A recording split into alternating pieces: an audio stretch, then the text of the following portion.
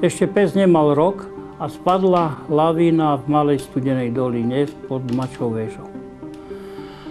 No a zasypalo jedného chlapca. Pekné, krásne počasie, teplo bolo, i pes mi značil miesto, tak sme tam začali hrábať, vieš. Vykopal som dieru hlbokú meter, tak asi meter a pol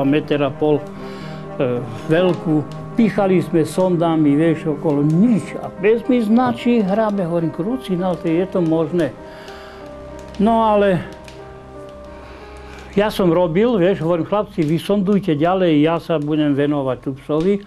No ani nie, čo viem, asi 4 alebo 5 metrov, vedľa naraz napichli chlapa. Hovorí, tu je. No tak sme ho vyťahli a robili sme s ním asi 1,5 alebo 2. Bo ešte tak bolo, že ešte sa zdalo, že môžeme ho zachrániť, priviesť k životu. No a vtedy už som vracali sme sa z akcií.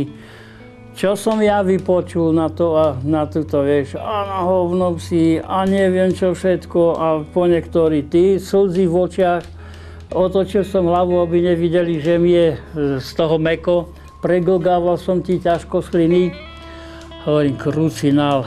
Ale nikto sa nepozastavil nad tým, že ešte nie sú skúsenosti, že mladý pes, neviem čo všetko. No a